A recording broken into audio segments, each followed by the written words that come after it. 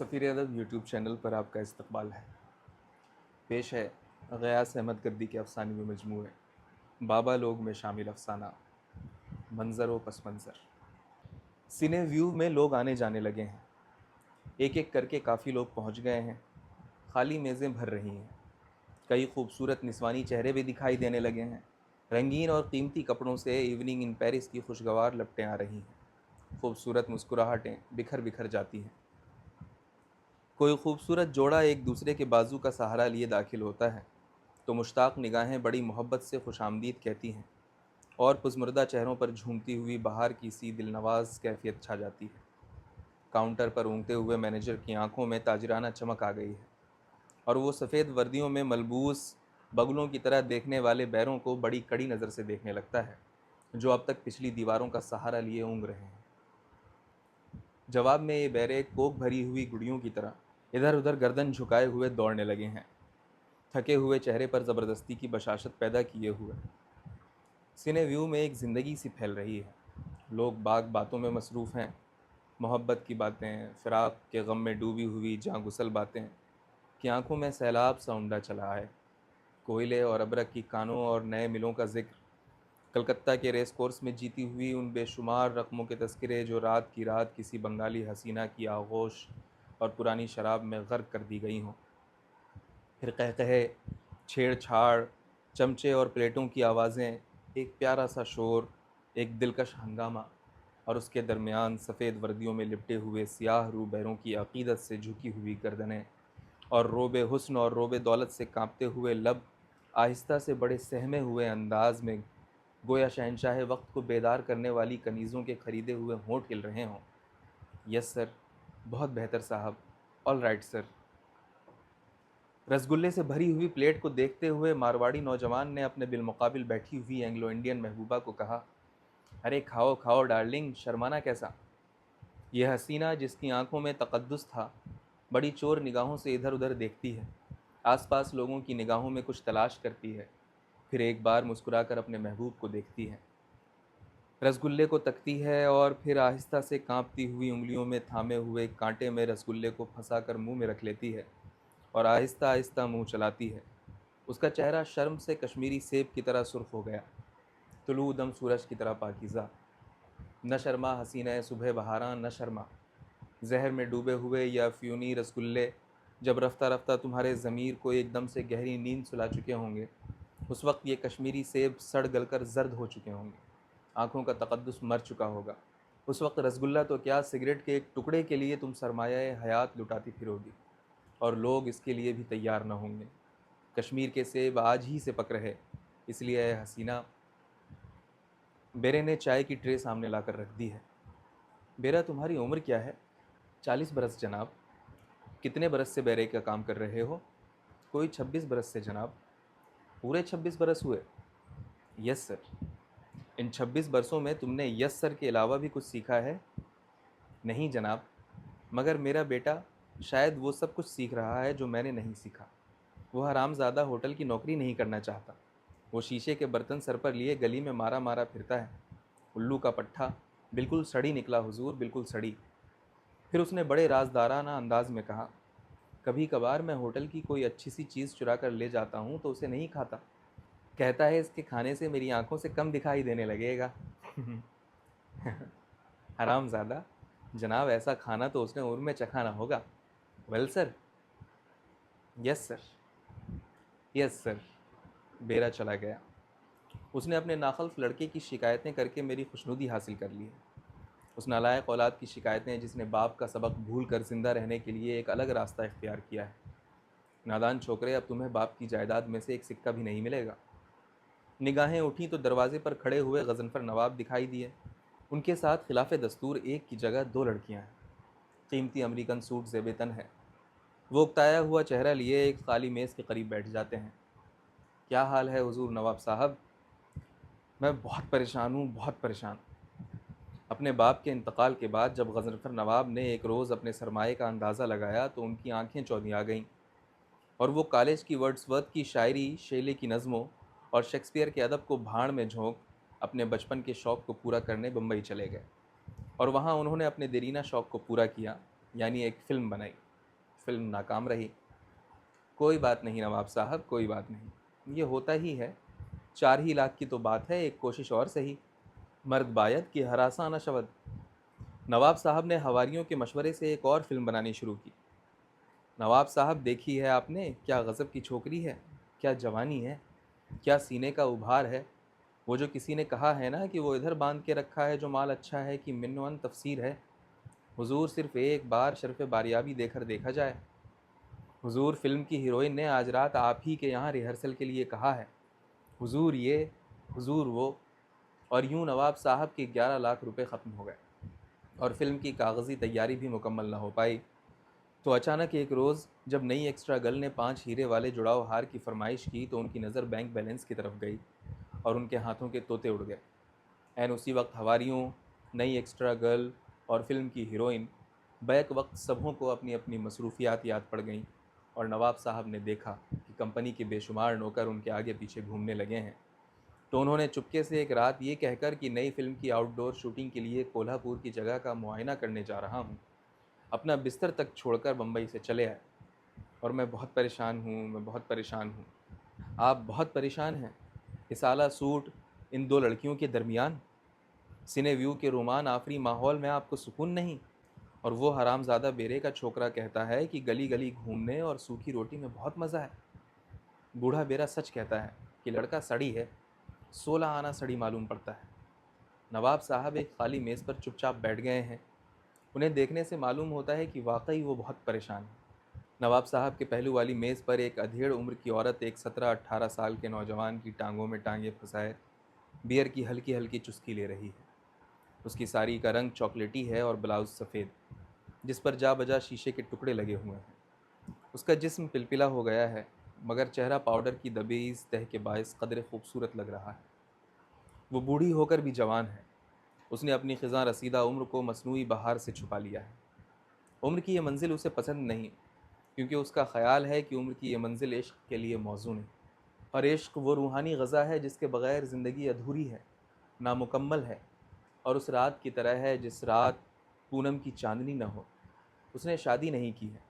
वालिदैन के लाखों रुपए बैंक में उसके नाम से महफूज हैं, जिसकी बदौलत वो आज भी जवान है और आज भी वो बेकार ग्रेजुएटों के गर्म और सेहतमंद जिस्म खरीद सकती है।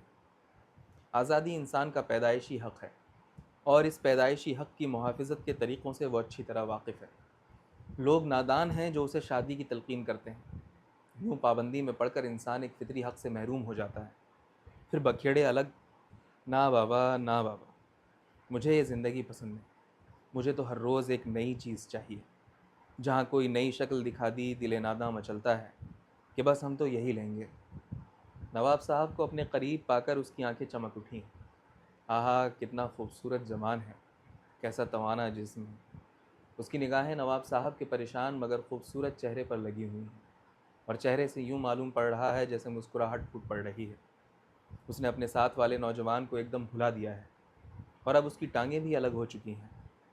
आहा, कितना खूबसूरत जवान है, कैसा। नवाब साहब परेशान होने की चंदा ज़रूरत नहीं। इस दौर में औरत के जिस्म ही की नहीं, मर्द के जिस्म की भी कीमत लग सकती है। अब परेशान होने की ज़रूरत नहीं नवाब साहब। अब वो अधूरी फ़िल्म ज़रूर मुकम्मल हो जाएगी, क्योंकि अब दिले नादा मचल रहा है कि हम तो यही लेंगे। अब सिने व्यू में ज़िंदगी की लहरें बढ़ रही हैं।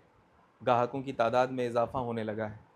कुछ देर पहले जो एक ऊँगती हुई बुझी बुझी सी कैफियत तारी थी वो धीरे धीरे ग्राहकों के शोर में बदल रही है।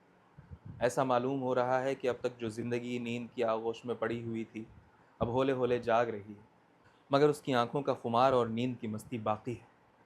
कुछ लम्हों के बाद ये खुमार और मस्ती गहरे हंगामे में यूं खो जाएंगे कि ढूंढे से भी सारे बार में नहीं मिलेंगे। और उस वक्त शर्माई लजाई ज़िंदगी बेहयाई के साथ नाच उठेगी और ख़ूबसूरत औरतें, जिन्हें देखने से एक तरह की शगुफ्तगी और भरपूर ज़िंदगी का एहसास जाग उठता है, शराब के नशे में धुत लड़खड़ाते हुए कदमों से अपने आशिक के साथ ऑर्केस्ट्रा की धुनों से हम आहंग होकर रक़्स में महव हो जाएंगी। ये मस्त जिस्म एक दूसरे से मस होंगे और आंखों में सोई हुई हवस अंगड़ाई लेकर बेदार हो उठेगी। एक हसीन शोर फैलने लगा है। कौसे कुज़ै सी रंगीनी उमड़ी पड़ती है। खूबसूरत चेहरे, सेंट में बसे हुए सरसराते हुए कीमती कपड़े, बिखरे बिखरे खुशबूदार तेलों की हल्की सी रमक लिए हुए बाल जो सिने व्यू की इलेक्ट्रिक फ़ैन की हवा से रेशम की तारों की तरह उड़ने लगते हैं। कीमती सूट में मलबूस मर्दाना जिस्म, शोख तरहदार टाइयाँ, कीमती जेवर, खुशबू, क्रीम और पाउडर की मोटी तहें, बात बात पर बिला वजह फूट पड़ने वाले कहकहे, ये हंसी, ये तबस्सुम, ये ज़िंदगी, ये पाउडर की मोटी तहें, ये नर्म व नाजुक हाथ अपने महबूब की तरफ क्यों बढ़ते हैं? किसी आला व अरफा जज्बे से सरशार होकर क्यों नहीं बढ़ते? इन मोहब्बत आमेज़ नज़रों में तसन्नो क्यों है? ये सब एक बरक़ी क़ुव्वत के मोहताज क्यों हैं? इन मुस्कुराहटों से सितारों की ताबनाकी और चांदनी में झूमते हुए समंदर की मौजों का जमाल कोई छीन ले गया? इस हंसी में शिकस्त खुर्दा ज़िंदगी की उजड़ी हुई तमन्नाओं का सोग क्यों है? हॉल में सिगरेट का धुआं फैल रहा है। बातों, कहकहों, चमचों और प्लेटों का शोर अब समा खराशी करने लगा है। खूबसूरत रंगीन कपड़े, कीमती जेवरों और बनावट की तजल्लियाँ आंखों में चकाचौंध पैदा कर रही हैं। मैंने एक हल्के से धक्के से शीशे की खिड़की खोल दी है और बाहर देखने लगा हूँ। कई घंटों तक बरस चुकने के बाद बारिश अब थक गई। आसपास दूर दूर तक सारी चीज़ें धुलकर साफ़ हो गई हैं। मकानों और दुकानों के छज्जे काली नागिन की तरह कोलतार की सियाह फाहम सड़क, जर्द रंग की रफ़ीउशान सिनेमा बिल्डिंग, सड़क पर ठहरी हुई रंग बिरंग की कारें, सब धुलकर दुल्हन की तरह निखर गईं। राहगीरों की आमदोरफ्त फिर से शुरू हो गई। इन सब पर डूबते हुए आफताब की भीगी मनभावनी कोमल किरणें गोया अपने आंचल सुखा रही हैं। धूप की ए प्यारी किरणों, तुम हर सुबह कहाँ से आती हो और फिर कहाँ शाम होते ही चल देती हो? किरणें जवाब नहीं देती, सिर्फ मुस्कुराती हैं, होले होले, जैसे दुल्हन हो, शायद सुहागरात मनाने जा रही हो। फुटपाथ पर बूढ़ा रिफ्यूजी जो देर से अपना सामान लिए एक दुकान के छज्जे तले रुका हुआ था, बांस के टेढ़े मेढ़े स्टैंड पर नए साल का कैलेंडर सजाने लगा है। वो लोगों की तवज्जो अपनी तरफ खींचने के लिए ज़ोर ज़ोर से हाथ हिला हिला कर चिल्लाने लगा है, नए साल का कैलेंडर 6:30 आने में, पंडित नेहरू, मौलाना आज़ाद 6:30 आने में, महात्मा बुद्ध 6:30 आने में, नरगिस, सुरैया, ताजमहल, शाहजहाँ 6:30 आने में, नए साल का कैलेंडर। अहमक रिफ्यूजी, अभी कोई पुलिस का संतरी आएगा और तुझे धक्के देकर हवालात ले जाएगा। मसावात की दुम, तुमने हर चीज़ एक ही भाव बेचनी शुरू कर दी है। आज कई घंटों तक बारिश होती रही है, जिसके बाद रिफ्यूजी के कैलेंडर इतनी तादाद में अभी नहीं बिक सके हैं कि उसके कमीशन से वो चावल ही ले जा सके। कल जब उसके हरे भरे गेहूं के खेतों में ज़िंदगी लहरें मार रही थी, कोई उसे चावल खाने को कहता तो वो उसे अपनी ख्वाहिश की तौहीन समझता, उसे गाली समझता। मगर आज उन्हीं चावलों के सिर्फ चंद दानों के लिए वो दिन भर और रात गए तक गला फाड़ता है। उसके दो छोटे छोटे पोते जो कल तक सिर्फ दूध पिया करते थे, एक ज़ईफ़ बीवी और अपना एक जहन्नम, चावल के उन्हीं दानों के मुंतज़िर थे। आज भी शायद निस्फ पेट खाने पर ही इक्तफ़ा की जाएगी, क्योंकि आज भी कमीशन में इतने पैसे न मिल सकेंगे कि जो जहन्नमों के लिए ईंधन ही इकट्ठा कर सकें। मगर 55 बरस का बूढ़ा दिल मायूस नहीं, वो आज भी खुश है। उसकी निगाहें मुस्तकबिल की तरफ लगी हुई हैं। वो हालात से मायूस नहीं। कल जब वो फसादात से तबाह होकर एक काफ़िले के साथ चल पड़ा था, उसके साथ उसका जवान लड़का था, दो पोते और एक बूढ़ी और हज़ार तबाह हाल इंसान थे। बूढ़े, बच्चे, जवान, औरतें, मर्द और कुचली लुटी हुई खूबसूरत लड़कियां, ज़ख्म, आंसू, खून, पीप। मगर इन सारी ही चीज़ों से बढ़कर एक और शय थी। उसके दिल के नेहा खाने में एक कली महक रही थी, जैसे घने अंधेरे में नूर की एक लकीर थरथरा रही हो। रास्ते में बड़ी बड़ी जतनें आईं, मगर ये कली बदस्तूर महकती रही। गर्मी, धूप, बारिश और मुसलसल थकान और अज़ियतनाक भूख ने उसके कदमों की ताकत भी छीन ली थी, मगर वो कली महकती रही। एक दिन अचानक काफ़िले पर हमला हुआ। उसने जवां हिम्मती से डटकर मुकाबला किया। उसने अपनी आंखों से अपने जिगर के टुकड़े जवान बेटे की गर्दन को तन से अलग होते देखा। फिर भी वो कली बदस्तूर महकती रही। फिर वो एक तारीक पहाड़ी नाले में 3 रात और 2 दिन अपनी बीवी और 2 गुलाब जैसे पोतों को लिए छुपा रहा, लेकिन दिल के नेहा खाने में ये उम्मीद की कली बराबर महकती रही। उसने सोचा था हिंदुस्तान पहुंचते ही उसके हम मज़हब उसके कदम लेने के लिए दौड़ पड़ेंगे, उसको गले से लगाएंगे। उसके तलवों पर पड़े छाले जो अब फूट कर ज़ख्म में बदल रहे थे, उन पर मरहम के फाहे रखे जाएंगे। उसने सोचा था कि दूध और शहद की नहरें बह रही होंगी, फर्श पर नर्म नर्म मखमल बिछे हुए होंगे कि जिन पर पाँव रखते हुए भी झिझक महसूस होती है। लेकिन सरहद पार करने के बाद ये सब कुछ ख्वाब साबित हुआ। उसने जुल्म और बेदर्दियों को बदस्तूर देखा। उस वक्त उस कली पर एक हल्का सा हुज़्न, एक हल्की सी धूल छा गई, लेकिन चंद लम्हों के लिए। फिर उसने उस धूल को झाड़ दिया और कैंप की ज़मीर को मुर्दा कर देने वाली रोटियों पर थूक कर शहर में आ गया। और अब नए साल का कैलेंडर ले जाइए 6:30 आने में, 6:30 आने में। आज इतवार का दिन है। आज वो कुछ ज़्यादा तवक्को लेकर आया है। वो कई हफ्तों से हर इतवार पर आसरा लगाए रहता है, ताकि अपनी बूढ़ी बीवी, जिसने रफ़ाकत के 30 बरस उसके हमराह बड़ी तुंदी से गुजारे हैं, उसके लिए 4 गज़ लट्ठा खरीद सके। लट्ठा न सही, मार्केन सही। वो 7 दिनों में सैकड़ों बार बुढ़िया को यकीन दिलाता है कि इतवार को ज़रूर कपड़ा ले आऊँगा तेरे लिए, मगर वो इतवार नहीं आता जिसका उसे इंतज़ार है। वो इतवार जो उसकी मुट्ठी में इतने पैसे दे जिससे 4 गज़ लट्ठा खरीद सके। और मजबूरन एक ही शलवार में वो दोनों गुजर कर रहे हैं। सुबह जब वो गमे रोज़गार का भारी बोझ लिए अपने झोंपड़े से बाहर निकलता है, तो बाहर से दरवाजे के अंदर हाथ डालकर कहता है, दे जल्दी, बहुत देर हो गई तीखे की माँ, जल्दी कर। जवाब में तीखे की माँ उसको अपनी शलवार पकड़ा देती है। बूढ़ा खड़ा खड़ा शलवार पहनकर गमछा अंदर फेंक देता है और कुछ कहे बगैर चल पड़ता है। उस वक्त उसकी आंखों में खून का एक कतरा कांप उठता है। अंदरूनी कर्ब से चेहरा सियाह पड़ जाता है और यूं महसूस होने लगता है जैसे उसके दिल में एक भट्टी अचानक सुलग उठी है। मगर वो किसी से शिकायत नहीं करता और चुपचाप इतवार के इंतज़ार में बाज़ार की सिमत बढ़ जाता है, जहाँ वो अपने गमों का बोझ पटक देता है। और शाम को जब वापस आता है तो बाहर से आवाज़ देता है, तीखे की माँ, बहुत देर हो गई, जल्दी कर। तीखे की माँ, जो कई हफ्तों से दिन भर या तो अपने पोतों के लिए पड़ी रहती या फिर दरवाजे की आड़ लेकर राहगीरों को तका करती है, आहिस्ता से हाथ बढ़ाकर गमछा बाहर फेंक देती है, जिसको पहनकर बूढ़ा फिर शलवार वापस कर देता है। तीखे की माँ, आपके इतवार को ज़रूर अच्छा कमीशन मिलेगा। तीखे की माँ कुछ नहीं कहती और चुपचाप नल पर पानी लेने चल देती है। इस तरह एक ही शलवार से दोनों की गुजर हो रही है। बूढ़ा रिफ्यूजी कौल ही में नहीं, अमल के मैदान में भी मसावात का कायल। 6:30 आने, पंडित नेहरू, नए कैलेंडर, ताजमहल, 6:30 आने। ले जाइए नए साल का कैलेंडर। महात्मा बुद्ध, महात्मा बुद्ध, जिनके लबों पर एक नूरानी मुस्कुराहट चमक रही है, मगर यूं मालूम होता है जैसे एक एक शय एक एक नुक्ते को तक रहे हैं। सुर्ख चेहरे पर एक तकद्दुस, एक पाकीज़गी दिखाई देती है। करीब पहुंचकर मैंने आहिस्ता से कहा, शहज़ादे, क्या तुम्हें सुकून मिल गया? शहज़ादा कुछ नहीं कहता। उसके लब खामोश हैं, मगर उसके चेहरे पर एक रंग आकर गुजर गया है। मैंने बड़ी आहिस्तगी से उसके शाने को थपथपाया। सिद्धार्थ, आंखें खोलो। क्या तुम्हें वो रात याद है जब यशोधरा गहरी नींद में सोई हुई थी और उसके चेहरे पर नूर का एक हल्का सा साया मंडला रहा था और उसके लबों पर एक ऐसी मुस्कुराहट थी जिसे आज लोग ज़िंदगी कहते हैं? मफरूर शहज़ादे, क्या तुम्हें वो मुस्कुराहट, वो ज़िंदगी याद है? वो यशोधरा याद है? वो प्यार, वो सच्चाई याद है? या सब भूल गए? लबों को हल्की सी जुंबिश हुई। नगर नगर फिरने वाले कहानीकार, तुम यहाँ से चले जाओ, मेरे सुकून को मत छेड़ो। मगर शहज़ादे, ज़िंदगी मौत के सुकून से नहीं, ज़िंदगी के शोर से इबारत है। बस बस, अब तुम यहाँ से चले जाओ, यहाँ से चले जाओ। जाता हूँ सिद्धार्थ, मगर अब तुम घर लौट जाओ। बहुत देर हो चुकी है।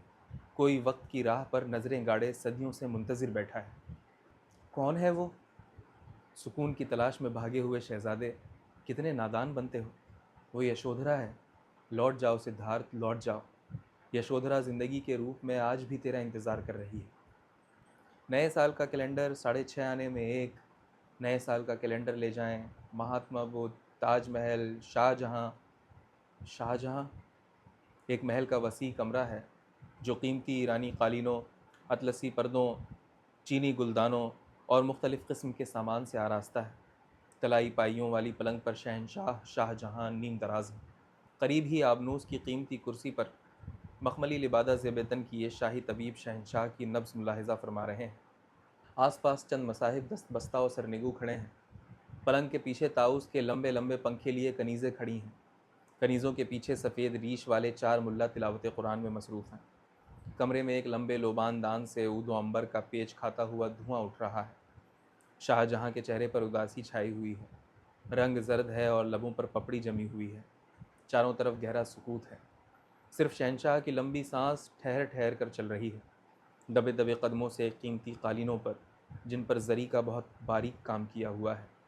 चलते हुए करीब पहुंचकर मैंने कहा, आलम पनाह। कौन है? बड़ी आहिस्तगी से जवाब मिला, ज़िल्ले इलाही मैं हूँ, एक कहानीकार। कहानीकार का क्या मतलब? जहाँ पनाह की पेशानी पुरशिकन हो गई। करीब ही खड़े हुए मसाहिब ने कहा, दास्तान गो आलम पनाह। दास्तान गो? यूं कहो। ओहो दास्तान गो, बड़े मौके पर तुम आए। मेरा दिल बहुत उदास है, इसे बहलाओ। कोई किस्सा? नहीं ज़िल्ले सुबहानी, मैं महलों का नहीं झोपड़ों का किस्सा गो हूँ। गुस्ताखी मुआफ़ आलम पनाह, मेरे किस्से आपको बहलाने की जगह और बेचैन कर देंगे। तो फिर क्यों आया है गुस्ताख? फ़ौरन। मैं सिर्फ ताजमहल के अखराजात का गोशवारा जानने आया हूँ ज़िल्ले सुबहानी। ताज? मेरी उम्मीदों का सहारा, मेरी लाजवाल मोहब्बत की यादगार। मगर तुम उसका गोशवारा क्यों जानना चाहते हो दास्तान गो? वो सिर्फ इसलिए कि एक बेवकूफ़ रिफ्यूजी इसे सिर्फ 6:30 आने में बेच रहा है। सारे महल में एक शोर गूंज उठा, कोई है? इस गुस्ताख की ज़बान गद्दी से बाहर निकाल फेंको। मैं जल्दी से भाग आया। बूढ़ा रेफ्यूजी बदस्तूर चिल्ला रहा है, 6:30 आने में ले जाइए, 6:30 आने में।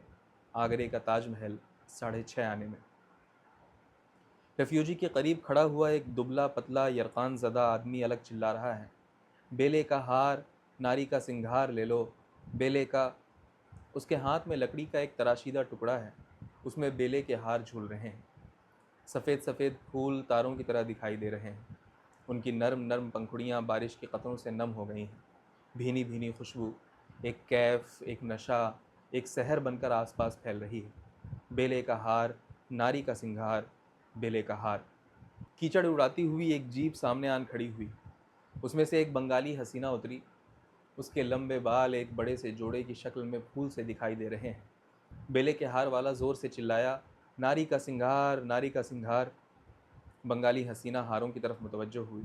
हार वाला करीब आ गया। पुरुम्मीद लहजे में पूछा, कितने दूँ हुजूर? औरत के पीछे उसका शौहर भी आन खड़ा हुआ। औरत ने शौहर को देखा, गोया पूछ रही है कितने। शौहर ने मुस्कुराते हुए जवाब में कहा, मगर तुम्हारी बीनी तो है। औरत ने बालों के जोड़े पर हाथ फेरा, हाँ हाँ, हार नहीं चाहिए, मेरे पास प्लास्टिक की बेनी है। और आगे बढ़ गई। हार वाला फिर मुंह दूसरी तरफ फेर कर चिल्ला रहा है, बेले का हार, बेले का हार, नारी का सिंगार। मगर नारी तो इस दौर में प्लास्टिक की हो गई है, तू क्या गला फाड़ रहा है बेहया? बेहया ने जवाब में कहा, मैं रात से भूखा हूँ, मेरी बीवी ने चौथे बच्चे को जन्म दिया है। बच्चे की माँ को भी खाने को कुछ नहीं मिला है। मैं दिन भर एक आटे की मिल में काम करता हूँ और रात गए तक कमीशन पर यह हार बेचता हूँ। फिर भी मेरी बीवी को पाव भर दूध नहीं मिलता। आज 3 दिनों से मेरा बच्चा नंगा फिर रहा है, 8 बरस का बच्चा। कल तक उसके बदन पर कुछ चीथड़े थे, परसों वो चीथड़े बच्चा पैदा करने वाली बेशर्म बीवी की ज़रूरत में आ गए। ये कहकर वो आगे बढ़ा, बेले का हार, नारी का सिंगार। मगर नारी तो धूप की कोमल लजीली किरणें अपने आंचल को सुखाकर सुहागरात मनाने चली गई हैं। सिनेमा बिल्डिंग की दूधिया रोशनी आसपास फैल गई है, जैसे तारों की नेलाहटें बिखर गई। चहल पहल में इजाफा हो रहा है। सिनेमा बिल्डिंग के आमने सामने लोग जमा होना शुरू हो गए। एक तरफ गुपचुप दही बड़े पकौड़ियाँ बेचने वाले अपने ख्वांचे लिए बैठे हैं। उनके हाथ और ज़बान बैक वक्त तेज़ी से चल रहे हैं। शायद बुकिंग शुरू हो चुकी है, क्योंकि सिनेमा के लाउड स्पीकर से मखसूस हल्की मौसीकी की आवाज़ आने लगी है। फिल्म के शौकीन तेज़ी से बुकिंग ऑफिस की तरफ आ जा रहे हैं। कुछ लोग सिनेमा गेट की ऐन पेशानी पर लगे हुए रंगीन पोस्टर को बड़े इश्तियाक और तजस्सुस से तक रहे हैं, जिसमें एक जवान औरत अपने सीनों और रानों की नुमाइश कर रही है। कहीं से भटकता हुआ एक नौउम्र लड़का बगल में बूट पॉलिश का सामान लिए आ गया है। लड़का बहुत कम सिन है, उसके साथ एक अधेड़ उम्र औरत है, इसलिए देखने से ऐसा मालूम पड़ता है गोया वो शहर की किसी मिल में मुलाजिम है। वो औरत लड़के के साथ कुछ फासले पर चल रही है। लड़का सफ़ेद पोश आदमियों के करीब बड़े प्यारे अंदाज में कहता है, पालिश कर दूं साहब, आपके जूतों पर पालिश कर दूं, एकदम से चमका दूंगा। ये सुनकर सिनेमा गेट के पहलू वाली बड़े बड़े आईनों से सजी हुई पान की दुकान के करीब खड़े हुए गुजराती सेठ की निगाह एक बार अपने जूते की तरफ जाती है, दूसरी बार उस मैले कुचैले बच्चे की तरफ। बच्चे की आंखों में न जाने कहाँ से उम्मीद की चिंगारी चमक उठती है। उसने बड़ी तवक्को से हाथ बढ़ाया, हुजूर कर दूं पालिश? सेठ ने पैर यूं पीछे खींचा गोया कोई सांप बढ़ रहा हो। अबे हट हट साला, देखता नहीं? मेरा जूता मैला हो जाएगा। हम रोज़ सवेरे आप पालिश करता है। भाग भाग साला। भाग साला। देखता नहीं, आजकल कोयले के व्यापार में हर महीने घाटा हो रहा है। कलकत्ता की 3 बाइयों को मजबूरन छोड़ देना पड़ा है। साल में कार के सिर्फ 3 ही मॉडल बदले जाते हैं। अपने हाथों से पालिश करना पड़ता है। और तू चाहता है गुजराती सेठ एकदम से कंगाल हो जाए। लड़का हट गया और गाड़ी में ऊँघते हुए शोफर की तरफ पुरुम्मीद नज़रों से देखता है, जिसके जूते छूने से शायद मैले ना हो जाएंगे, मगर उसे ऊँघता हुआ देखकर आगे बढ़ जाता है। बूट पॉलिश, जैसे बुलबुल चहक रही हो। बच्चे, तुमने इतनी छोटी उम्र में ही क्यों ज़िंदगी के झमेले को अपना लिया है? नौउम्र बच्चे, तुम स्कूल क्यों नहीं जाते? आपके भेजे पर पालिश कर दूं साहब?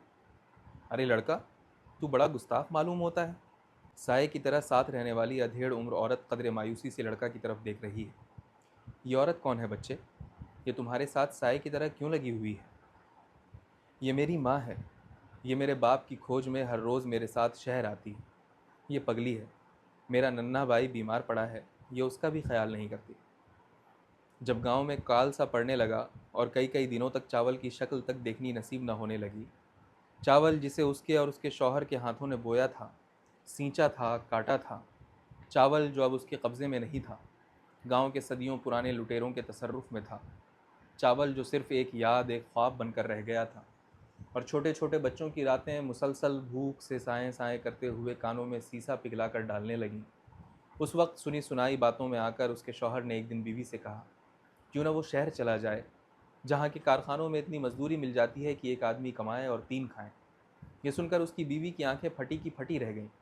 पहले तो उसे यकीन नहीं आया कि दुनिया में कोई ऐसी जगह हो सकती है जहाँ एक आदमी की कमाई में 3 आदमियों को खाने को मिल जाए।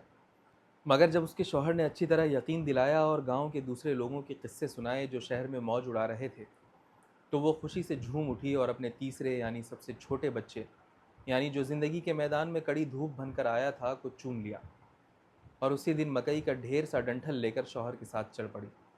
लेकिन शहर पहुंचकर वो बहुत मायूस हुई। यानी 40 मील तक जिस उम्मीद को वो संभाले चली आई थी, वो मायूसियों की आग में जल गई। फिर अनथक दौड़ धूप के बाद बिलाखिर एक कारखाने में मियाँ बीवी को काम मिल गया, मगर दिन भर की कड़ी मेहनत के बाद भी भरपेट खाना मैसर न आया। फिर भी वो खुश थी, फिर भी उसके लबों पर हरफ शिकायत न आया, फिर भी उसकी आंखें नम न हुईं। फिर ऐसा हुआ कि गांव के लोग भारी तादाद में शहर आने लगे और कारखाने के गेट पर एक जम्मे गफ़ीर रहने लगा और यूं मुकर्ररा मजदूरी में कमी होने लगी और होते होते इतनी रह गई कि 3 कमाएं तो एक का भी पेट न भरे।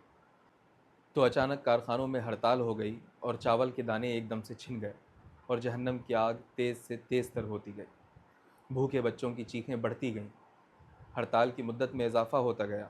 उसके कदमों में लड़खड़ाहट आती गई और जब डूबते को तिनके का सहारा भी ना रहा, तो एक रात जब उसकी बीवी सो रही थी और बच्चे चीख चीख कर थक के अपनी माँ के जिस्म से चिमटे हुए थे और आइंदा सुबह को हड़ताल करने वालों की तरफ से एक जुलूस निकलने वाला था, उसके साएं साएं करते हुए दिमाग में न जाने क्या समाया, न जाने क्या सोचकर वो बहुत परेशान हो उठा और उसी रात को उसके लरसते हुए कदमों ने शहर को छोड़ दिया। फिर कलकत्ता जाकर उसने एक जोट मिल में मुलाजमत कर ली, मगर अभी मुलाजमत के 10 ही दिन गुजरे थे कि छटाई हो गई और वो फिर बेकार हो गया। कई हफ्तों तक आवारा फिरने के बाद एक रोज़ सोनागाछी में उसने अपने ज़मीर को मौत की नींद सुला दिया और अब रात रात भर रंडियों की दलाली करता है और दिन भर शराब के नशे में गर्क होकर वहीं पड़ा रहता है और फहश फिल्मी गीत गाता रहता है। और उसकी बीवी कारखाने से फुर्सत पाकर हर शाम अपने लड़के को पॉलिश का बक्स देकर उसके साथ साथ शौहर की खोज में सड़कों पर इंतज़ार करती है। और चाय लाऊं हुजूर? बेरा फिर मुझे सिनेव्यू के माहौल में खींच लाया। हाँ ले आओ। सिनेव्यू में बदस्तूर शोर जारी है। प्लास्टिक की खूबसूरत औरतें अपने सादतमंद झूठे चाहने वालों के साथ झूठी मोहब्बत की झूठी बातों का दफ्तर लिए पागल हुई जा रही हैं। डार्लिंग, मैंने तुम्हारी जुदाई में आंसुओं के समंदर बहाए हैं। देखो देखो, अभी तक मेरी आंखें सूजी हुई हैं। मैंने एक एक दिन एक एक सदी करके गुजारे हैं। मैंने कई बार खुदकुशी का भी फैसला कर लिया था डियर। ओहो हो डार्लिंग, यूँ न कहो, मुझे गश आ जाएगा। मैंने खुद तड़प तड़प कर 3 महीने दार्जिलिंग में काटे हैं। कोई नहीं कोई नहीं। बेजान खोखले झूठे आंसू, झूठी मुस्कुराहटें सारे सिनेव्यू में घुटन सी छा रही है। ऑर्केस्ट्रा पर एक नई धुन शुरू हो गई है। आसपास बैठे हुए लोगों के पैर थिरक रहे हैं। कोई देर में रक्स शुरू हो जाएगा।